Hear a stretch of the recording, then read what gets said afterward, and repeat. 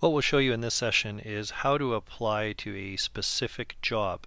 In a specific job, more than likely you're going to get a link from an employer that is asking you to apply through Interactive Applicant for a specific position.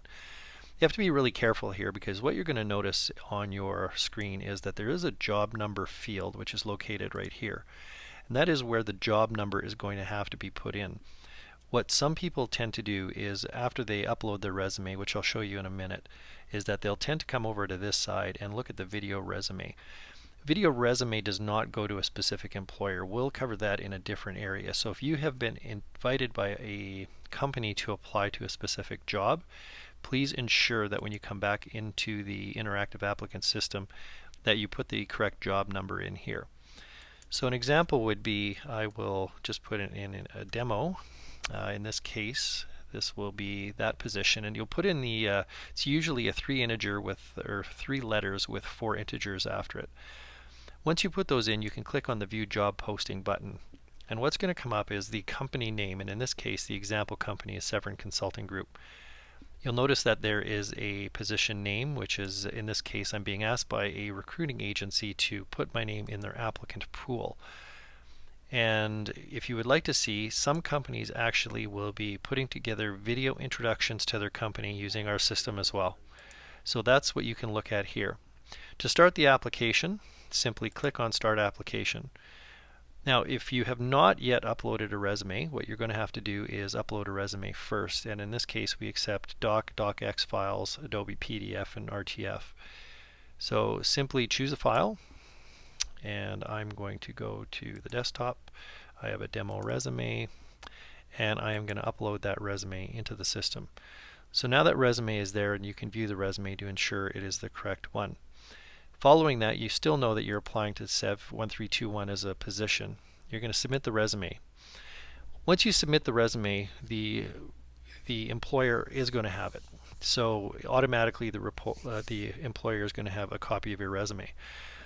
Now what I recommend is before doing those steps is to get ready for your video interview, because what they're going to have is a list of questions, anywhere from 1 to 5 questions listed at the bottom of the instruction screen.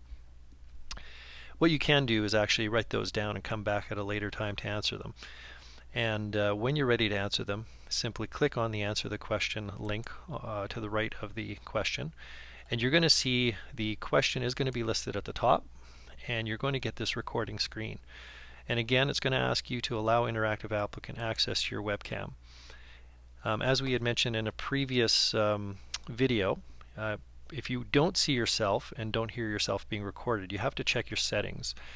Make sure firstly, if it is a video audio question, that this is checked off up top here. And if you're still not seeing it, there is a settings button on the bottom. And basically make sure that your allow is allowing Interactive Applicant access to your camera and microphone. You can also check the webcam settings, and in this case, in my drop-down list there's only one option, which is the built-in eyesight. And on the microphone side, you can see that the Plantronics headset is one of 3 options I can choose from. So I want to make sure I'm choosing the correct microphone, and when you have those correctly chosen, you should be able to see yourself in the background here, and you should see the green bars moving here. So you just simply close that off and you're ready to go. So to record your answer, you click on the record button, and again you're going to see a recording sign flash on the top left. You're going to see the green bar moving saying it is recording your answer. And again, in terms of what we recommend for when you're ready to do it, your answers to the video, is to make sure you're in a suit and tie or a business attire.